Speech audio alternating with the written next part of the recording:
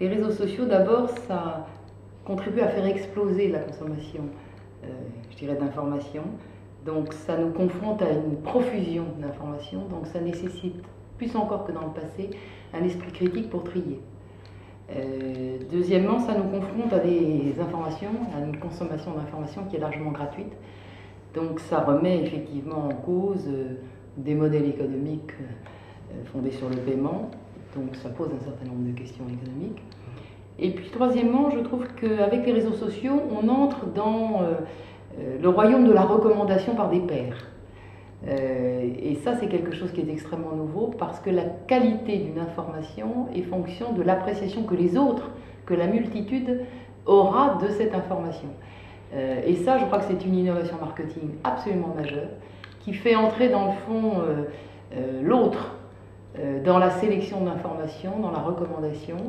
Et ça, je crois que c'est extrêmement nouveau par rapport à la prescription institutionnelle qui, dans le fond, était par le passé la règle. Alors non, je crois pas. Je crois que les réseaux sociaux, en fait, se bornent à réinventer les contours de la vie privée. La vie privée, dans le fond, c'est un rapport avec soi-même, c'est un rapport avec les autres. Et c'est vrai que ces rapports sont changés avec les pratiques dans les réseaux sociaux. Les gens s'exposent beaucoup plus que dans le passé. Ils s'exposent des données personnelles pour avoir une vie publique, pour exister, pour nouer des relations avec les autres. Et donc de ce fait, on voit bien que les contours et les attentes en termes de protection de la vie privée et des données personnelles sont très différentes que dans le passé. Donc il n'y a pas d'incompatibilité, il y a juste à refixer en fait les périmètres de la vie privée, de la vie publique et de la demande de protection finalement que les individus ont par rapport à ces différents périmètres. Alors je crois que la CNIL en tant que régulateur doit d'abord essayer de faire comprendre à l'individu quel est l'univers dans lequel il évolue.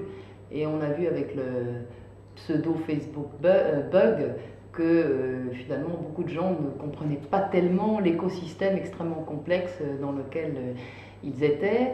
Et donc la première orientation du régulateur, c'est de lever un peu l'opacité, c'est faire de la pédagogie vis-à-vis des utilisateurs, mais aussi demander aux opérateurs de réseau, aux plateformes, eh bien, soyez plus transparentes, soyez plus clairs vis-à-vis de vos utilisateurs.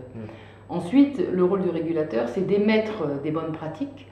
La CNIL, comme le G29 au niveau européen, a fait des recommandations par rapport à ces réseaux sociaux. C'est donc de veiller à ce que ces recommandations soient effectivement mises en œuvre.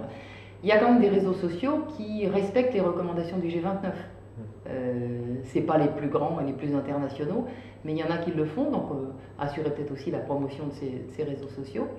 Et puis le rôle du régulateur, c'est, je dirais dans certains cas aussi, de mener une politique de contrôle et de sanction. Donc maintenant, nous travaillons avec nos homologues européens pour le faire, puisque les grands opérateurs de réseau, en fait, ils sont au moins européens, ils sont naturellement mondiaux. Donc nous travaillons avec le G29, avec les 27 CNIL, avec les autorités aussi internationales, je pense à la FTC, pour faire respecter, entre guillemets, le cadre de la protection des données personnelles en Europe et dans le monde.